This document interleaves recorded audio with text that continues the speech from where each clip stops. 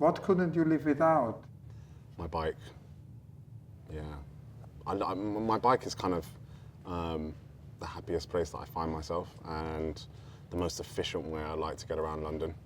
If ever I go away for a week or so and I haven't ridden a bike, the first thing I want to do, which is not always the best thing, the smartest thing if you're jet lagged or really tired, is get on my bike and even just ride around the park or ride around the block. I love my bike. But yeah, the roads in London specifically are extremely dangerous. I mean, I think that's part of cycling, right? It's kind of like the most dangerous thing you can do that's also socially acceptable, but I'm extremely vigilant. I think that's what's really special about cycling is that when you're on a bike and you're on the road, I don't listen to music. I think people that listen to music on a bike, it's like, you're absolutely fucking crazy. Excuse my French. But, you know, if you're completely focused on something, you don't really have headspace to think about everything else. That's kind of freedom of thought in that specific process. So that's kind of a nice headspace I like to sit in or cycle in. What is your unrealized project? So obviously I really enjoy my bike, but I also really enjoy my car. And I guess the unrealized project is, I do have off-street parking. I'm really lucky to have off-street parking in the flat that I rent. However, I can't get my car really on a lift for a long period of time. So actually just to have a lift, a garage with a car lift where I could just work on my car in short space of time, so then it's not kind of off the road for too long. But really, I think if I was to buy any property, if I ever get there, it would be a property with a garage that has a lift for my car and then the future ones that I'm dreaming of purchasing and working on. What achievements of yours are you especially proud of? My current business, Friendly Pressure. I don't think there's a day that goes by that I'm not stood in my studio just looking at all of these pieces of hardware that I've managed to buy and acquire or test for clients, that I'm not just in absolute awe of, I guess, the whole process that myself and my engineers get to enjoy. It's like a privilege in itself. I think to be able to have the expertise of the engineers that work with me, especially the age that they are as well, they're all very young. So being able to enjoy people around you that are working towards creating an experience of sound, seeing everyone's facial reactions and feelings and emotions come up through their reference records in the speaker systems that we're building is probably the most empowering thing I've ever experienced. And let's hope it lasts for as long as possible. What ought to change? Everything. But also nothing. I think it's very easy to have the perception that the grass is always greener. I think that ebbs and flows for everyone. But the moments that you do feel like this is great, savor that moment. What is the most impressive landscape you've ever seen? I know why I picked this because it's something that I did about 2 years ago.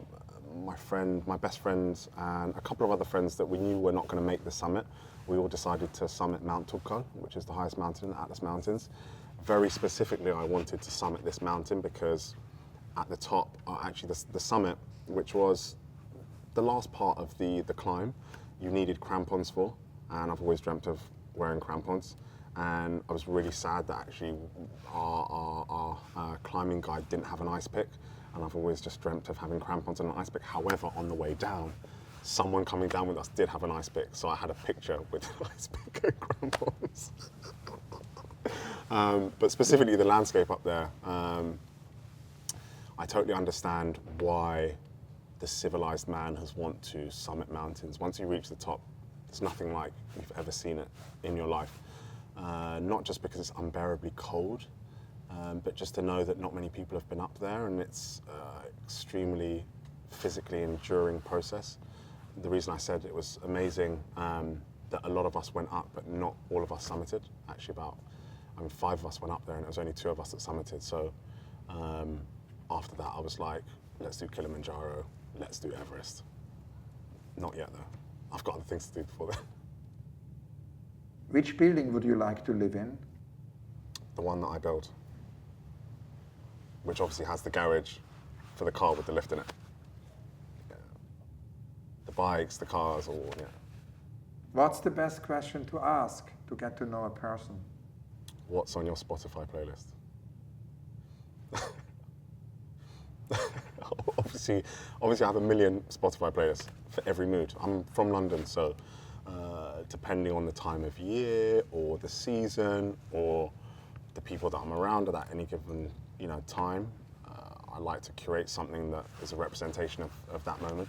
Music's always been, I think music and smells are the two things that I find to contextualize nostalgic moments. So those two things kind of go hand in hand.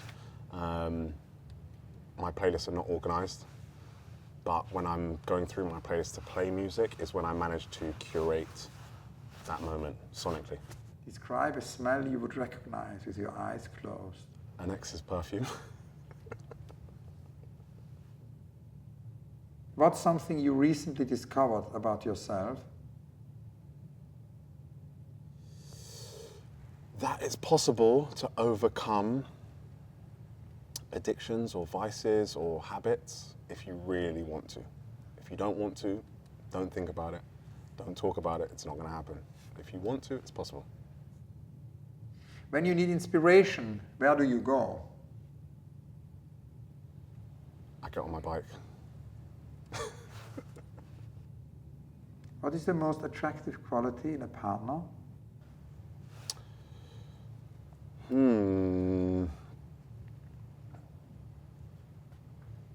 I think the way someone dresses is actually really important. It's not necessarily what a lot of people would say can be the most attractive quality, but the way you present yourself is extremely important. It's obviously an extension of yourself, and particularly what you're emotionally projecting on any given day. I don't think there's anyone that wears the same thing every day. Some people have a uniform that they like to, contextualize that with. I definitely have a uniform that I go to the studio in. But when it comes to the weekend and I'm seeing friends, again, depending on how I'm feeling or what I'm listening to at that particular moment, it's definitely how I'll arrange my outfit. Describe your earliest memory. My earliest memory, I don't know if this is exactly my earliest memory, but my dad's here.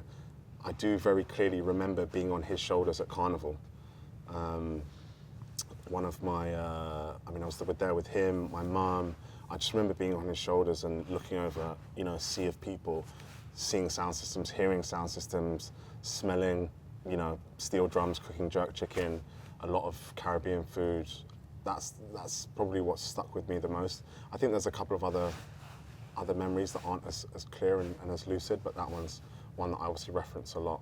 So that's the one I wanted to reference for this. What gives you hope?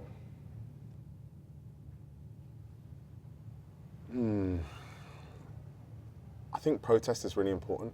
I think a lot of people forget that actually music, sound system building, fashion are all forms of protest.